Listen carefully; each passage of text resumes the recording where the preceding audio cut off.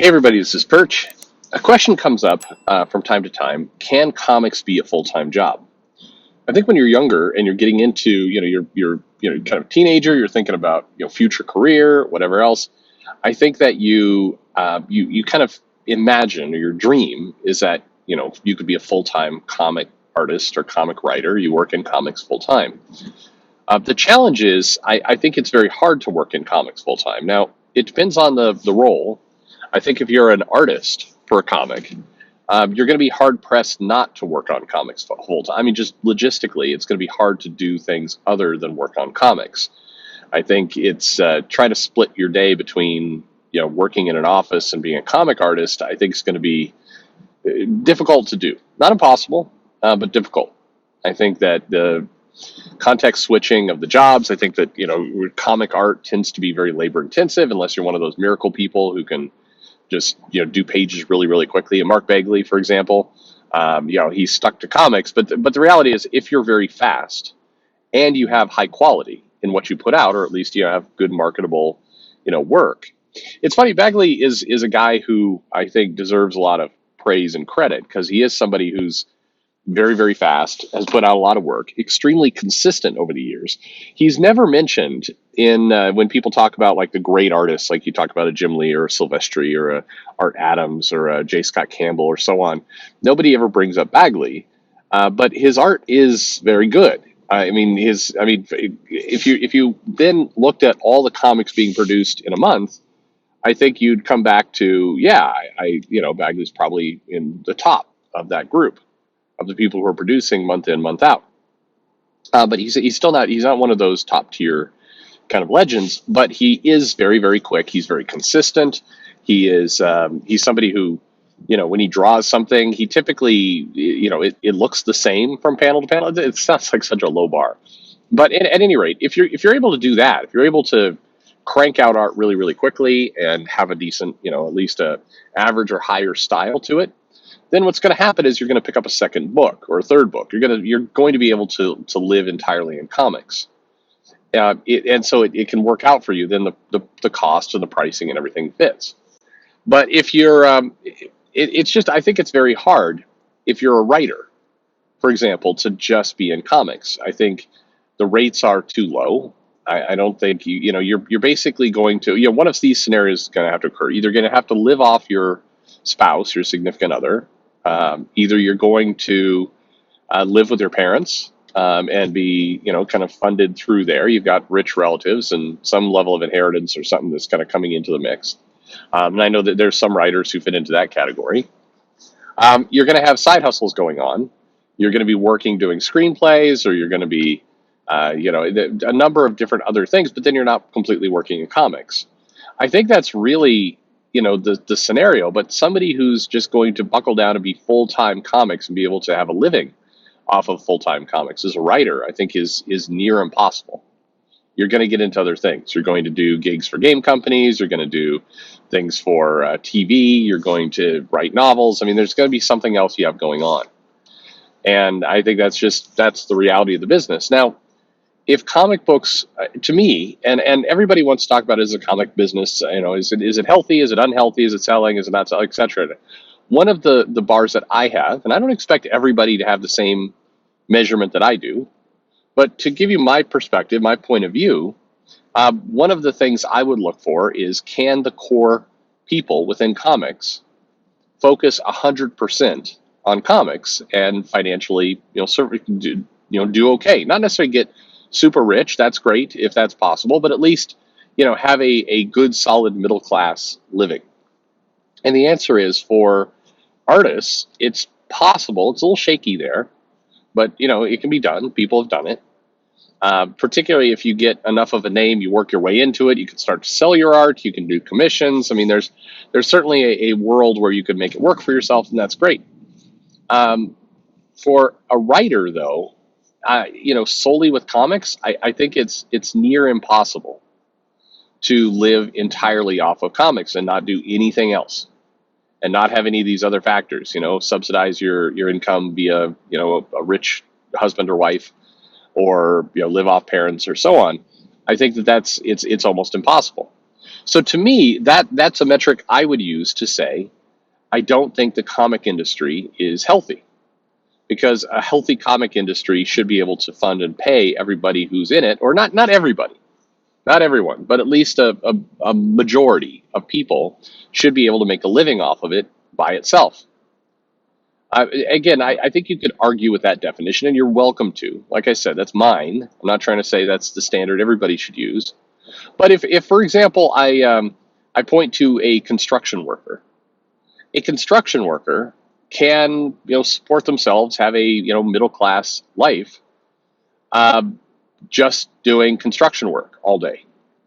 Even somebody, one of the people who works road crew, there's people who are getting paid a living. It's not a high middle class by any stretch of the imagination. It's probably on the low middle class, but they are able to do it. It can be their full time job. They can do it. So why is it? And this is always the tough question. Why is it that a industry, a business that is generating IP to make hundreds of millions of dollars worth of films, billions of dollars worth of entertainment money, worldwide recognizable brands?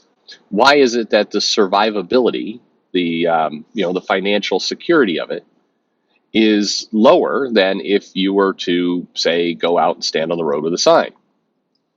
And I mean, I don't say this to disparage. It sounds certainly disparaging. And if you love comics, if that was the business you chose, you're still doing what you love. It's not all about money.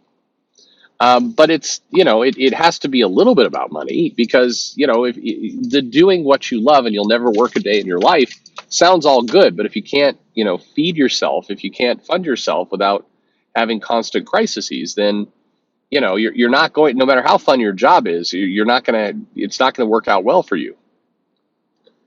And so I think with comics, people come up, is this meant to be a part-time job industry? I don't think it's meant to be. I think it is. So I don't think comics should be that way. I think that that's an indication something is wrong. I think that's an indication that the business model is broken, and there has to be some changes. And when you have, and I've mentioned this before in other videos, and it's always a tricky thing to kind of communicate. You have to have an incentive program.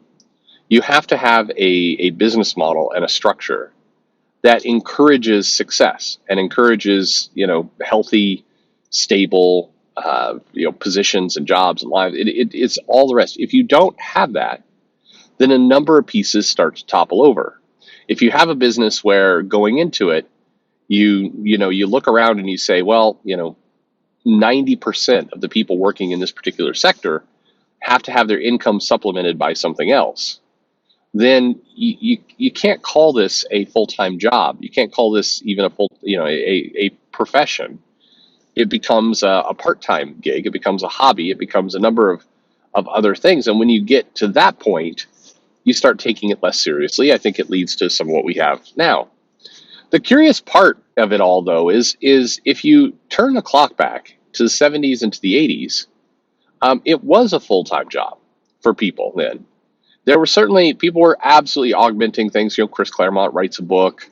There were screenplays of people. I mean, people were doing other work, but it was as a benefit, not a requirement. Meaning you could make a living just doing comics. It wasn't a massively glamorous living, but you could do it.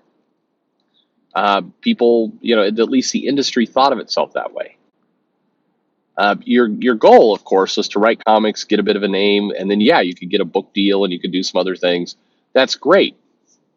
But it wasn't like today, where it was, I have to have a book deal, I have to have an agent, I have to have all these other things, because I can't survive on a comic book writer salary alone. That position is something that's kind of crept in, it feels like, over the last 20 years or so. And I think that's a problem. It's a problem for the industry. It's not a sexy problem. Don't get me wrong. It's not nearly as sexy as saying, look, they're turning all our heroes gay. That's not going to get the hits or the traffic. But it is a bigger indication of where the comic industry is at, is can the various people within it feed themselves? Now, we haven't even gotten in, by the way, to the people who work in the office. So if you have an editor job, for example, that's making 30, 32, 36,000 a year, All right, well, that is below the poverty line. Now, again, if you can acclimate to a lower paying job, fine. But as you look at what's going on right now in the country with inflation and with the housing market bubble and all these other factors that are going to just wreak havoc on our economy, and believe me, the next 2 years are going to be effing ugly. Just this is we're headed for an absolutely brutal time. If your money, diversify your money in the market. Don't be crazy and start pulling your money out of the market randomly. Have a strategy. Be very, very careful against borrowing against unrealized revenues. So if you're borrowing against a house value and you're maxing out that this kind of like you could borrow money against your house to be careful, because your house loses $200,000-$300,000 worth of value. That's bad news for you. But anyway, and it does, and some people, I was mentioning this to some people the other day, and they go, well, I'm in an apartment, so it doesn't bother me. It's like, you do understand, though, that your rent is going to skyrocket in this world as rates fall. If the housing market bursts and suddenly there's major problems in that industry, you understand that the consequence that we've seen every single time over the last 30 years has been rent hikes of anywhere upwards of 20 to 30%. You know that's coming. So yeah, it's gonna. People like to do this, like, screw the rich people. They're in their houses out in the suburbs. That's why I live in a condo. It's like, buddy, it's all connected. Anyway, but if you're living $35,000 editor job in Manhattan, and we're facing inflation, we're facing all these other things, I would argue that's not a sustainable income either. You're not going to be able to fund yourself. And so, again, you can do it any way you like, and that's why I try and, when I talk about these things, I try and show my math, for lack of a better word. This is where I'm coming from. You're welcome to disagree with it. You're welcome to call it stupid and everything else, but at least know what you're arguing against. So my argument around sustainability, around is the comic industry healthy, has a lot to do with these kinds of metrics. Now, as a fan, I certainly can say I don't like this comic. I have less to read than I used to read. I used to love the Avengers. Avengers is kind of a train wreck now. I don't enjoy it at all. Don't like the current Krakoa era and the X-Men. I mean, there's a lot of things I can say as a fan I don't like, but I'm speaking purely from my own taste at that point. With these things, I think that there's there's a legitimate argument that can be made that's a lot more universal, regardless of whether I like the Avengers or the X-Men or not. If the people who are working in comics, people who are writing and crafting these stories, have to take a second job or have to have their income supplemented somewhere else in order to have a good quality of life, that's a problem. And I think it's going to continue to be a problem until that gets addressed pretty head on. This doesn't get better organically. This is going to continue to drag comics down if this is the environment it lives in. Again, good for the artists. They can make their world work. Inkers, colorists, letterers. I think it's pretty hard to survive. That's been true for a long time, but pretty hard to survive as a full-time job. But writers, that to me is the biggest alarm bell. Is if writers can't have this as their sole and only job and survive, then the whole thing feels like a bit of a house of cards at some point, and things start to topple. And I think that's kind of the world we're currently existing in. Same thing goes for the office staff, the editors, etc. So anyway, just a little bit of a perspective on that. I think it's concerning. I think that probably some people should get on that. I know the topic of more money in comics. Well, here I'll throw one more out. It shouldn't just be all complaining. Here's an idea. I think one thing that comics could do in the short term that would certainly help matters. It wouldn't fix everything, but at least start to change the business model, and it would change it based on merit, which I think is very critical. Let's see. I like the car. It senses potholes, and because Texas is entirely filled with potholes, like I roll over something at a stoplight, and suddenly the alarm starts going off because the potholes. Anyway, I don't feel like I have to explain the beeps in my car.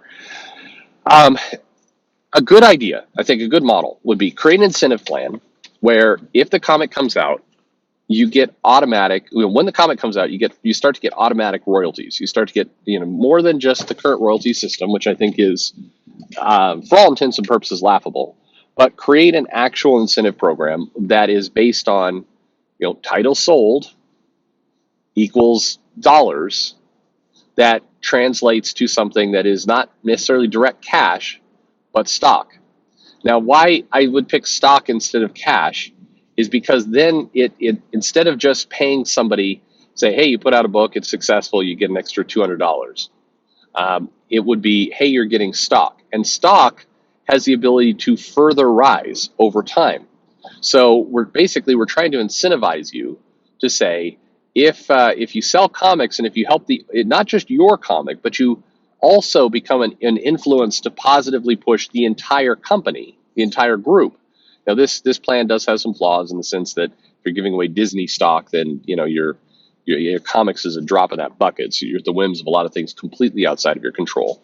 But you can create, not just on stock, you can create incentive programs that say, hey, you're getting the equivalent of options. And then the more comics it gets, the healthier this business unit does, the bigger your end of year payout. You could do something like that. You basically get points, and then as the business succeeds. But you need to make the incentive program based on not just your book, but all the books. So, for example, if you're Donny Cates and you put out a Hulk Thor crossover, and you're Kate, so you're writing both these books, and it's easy for you to do, and both those comics sell well. Cool. Well, Donny Cates should get a benefit, a bonus from that. But Donny Cates should also have some incentive for helping the rest of Marvel's line, or at least trying to get involved in the rest of Marvel's line, also do better. So this is a case where we get Donny thinking not just about the titles he's on, but like, how do I, is there something I can tee up, or a character or suggestion, or what can I do to help raise the sales of Spider-Man, of Captain America? Because if those titles raise, then the money at the end of the year benefits me. So let's say you run this program based on, say a guy like Donny Cates has a successful comic. It sells X number of units. It sells 100,000 copies. Cool. So Donny Cates gets, 100,000 options. That's too many, but it gets a bunch of options. So he gets a more than, say, let's say John Ridley's over there doing Captain America, or he's doing Black Panther. Black Panther sells 30,000 copies. So Ridley gets 30,000 units. So Donny Cates is getting a lot more of these options than Ridley, which he should, because he's selling more copies. But at the end of the year, the value of those units, the value of what gets paid out, is based on of the overall health of the company. So everything contributes to the value of those options. So this basically means, hey, Donny's going to get a good payout because he's selling good books, but he'll get an even better payout if the entire company does well. And so you start getting people thinking about the company as a whole. You start getting people thinking beyond their books. I think that in the short term, you can do something like that. And I think it helps. It frees up, it means that the publisher is going to have to fork over some cash at the end of the year that they're currently not doing. But it's going to be a healthier system over time in how this rolls out. And I think that's how you use it to, ultimately steer toward, this is a business that you can come and you can work in, and you can do so without distraction. I think that would be overall healthier. So anyway, let me know your thoughts in the comments below. By all means, please, please, please don't just throw in the thought of like, Perch wants to give Vita a pay raise. It's like, all right. Yeah, that's the terrible takeaway. What's funny is I'll forget that I say this, and then somebody will throw that in as a joke, and then I'll get all pissed off, like, oh, there's some dumbass saying that again. I'll forget that I encouraged it. That happens on a regular basis. Anyway, thanks for listening.